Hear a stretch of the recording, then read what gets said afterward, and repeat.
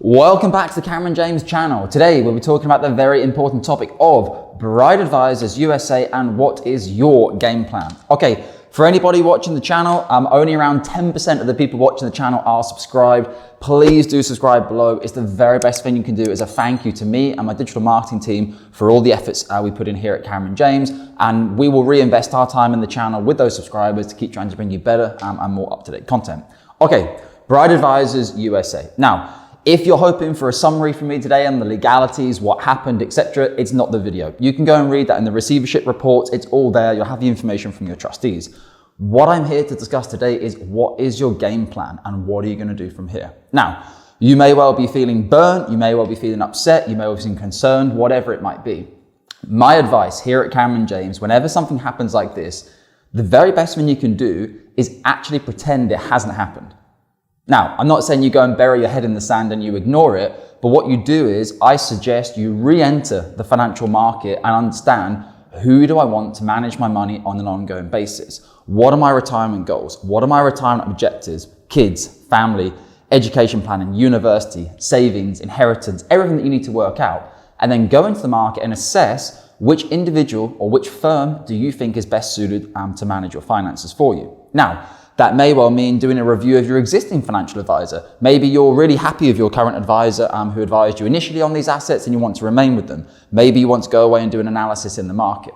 My experience here at Cameron James is those Brite Advisor clients who are actually getting back out there, getting back on the horse, as we could refer to it in terms of financial advice. I say getting back on the horse because I understand people might think, Jesus Christ, I hate financial advisors or whatever it is. I don't trust them. Financial advisors have never really had a fantastic reputation. After the 90s and the noughties in the UK, there was a lot of mis-selling going on, even the 80s. That has been cleaned up a lot since then. Obviously, I'm talking from a UK perspective. I know a lot of you are non-UK residents. But my suggestion would be go and talk to the people that you think you would like to work with.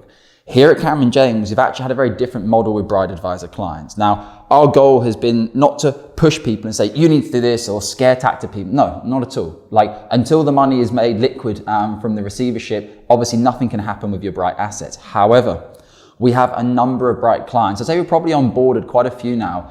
And over the past 6 to 9 months, for some of them, we've been working on all areas of their financial planning. And you know what? Some of them have been giving us like small little bits and pieces. Okay, I've got some ISAs in the UK, I've got some 401ks, IRA, whatever it might be. I'd like a little bit of advice on those, just to test us out and see how it goes. And what we've actually come to understand, as like with many clients who do pension transfers, very often they, for whatever reason, maybe it was the financial advisor, maybe it was the only thing they wanted to do, they've only really focused on the pension transfer asset. Now, if I'm being cynical, you could say someone's got £500,000 or £1 million UK pension and it's been transferred into a SIPP or a QROP. The other bits and pieces, the gardening around the edges, do you have a will in place? Do you have a lasting power of attorney? What's going on with your ISAs? If your kids are in the UK, do they have JISAs? Like, what are you doing with financial planning? Those areas might not necessarily earn as much money as what the original pension transfer would, but here at Cameron James, we offer holistic financial planning. So a lot of clients have actually been able to try us before they buy us, so to speak, on their Brite assets. And they'll obviously appreciate with the timeline we have for this summer, that window of opportunity to try us out before has become somewhat shortened. But by entering an advice process with Cameron James, you have to remember your Brite pension asset or wherever it is not a defined benefit scheme. It's a defined contribution scheme. As such, you get a free advice report from us. And throughout that free advice report, you get to understand what it's like working with us. What's our support team like? What's our servicing team like? What's your financial advisor like? What's our communication like? And it should give you a clear understanding of whether you think we're useless and you wouldn't want to work with us over the long term, are actually one of the most professional outfits in the firm and always putting our clients first with transparency. Now, if you're watching this video now, I'm recording at the start of April. Hopefully the team will get it live quite quickly. We obviously know what's coming this summer. Hopefully, assets are going to be released. Now, what level of haircut there will be, what level of haircut there won't be, you're not in control of it. We are not in control of it. What you are in control of, though, is your financial planning.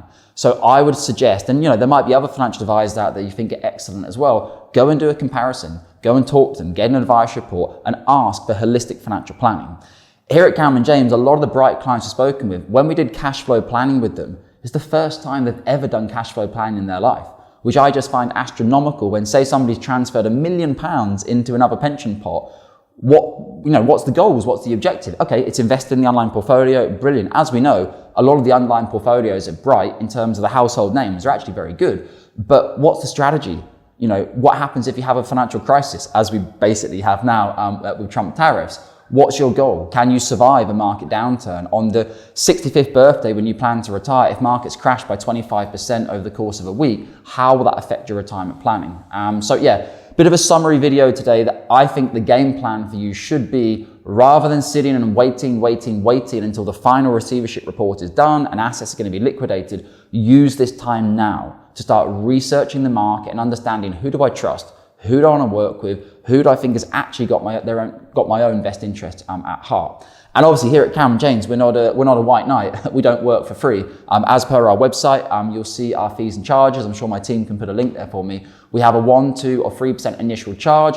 Obviously, for anyone who's coming through at this point, that initial charge doesn't apply to Brite pension assets. It would only be if and when assets are unfrozen, if and when a client wanted or needed to change trustee, etc., an initial charge would be applied to that. And then on an ongoing basis, we have our 1% ongoing annual management charge. Now, what I can say is I actually, about 6 months ago, I sent out an email to all Brite clients that had contacted us, and I said, hey, I get it. I don't normally do this as CEO, but you know what? If you want to have a 30-minute catch-up slot with me as the CEO of the firm, I'm here and available. A lot of clients really like this because they were like, okay, Dominic, thanks for that. We appreciate it. I met with your person, but it's nice to talk with the person, the CEO and founder of the company. In those conversations, though, what I came to learn was some of the classic things that go wrong in financial planning. Don't take free advice. Don't take free advice.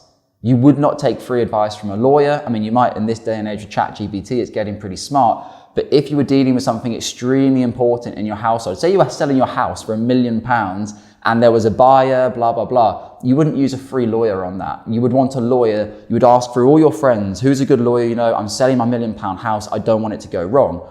Why people think when it comes to a pension asset, oh, I'll take some free advice that was offered, because nothing is ever free in nearly any industry in the world, and particularly not in financial services. If your financial advisor is SEC regulated or FCA regulated, whatever it might be, the level of compliance that comes with that is astronomical, the amount of work that needs to be done. Nobody can work for free in this industry. So I would always stay away from free advice. And some of the clients I've spoken with that actually had 2 sets of free advice whilst they were inside their existing pension. Once for the initial advice was happened, and secondly, again, to move from one scheme to another. So my red flag would always be avoid free advice and look for transparent, fee-based advice from people who have your best interests at heart.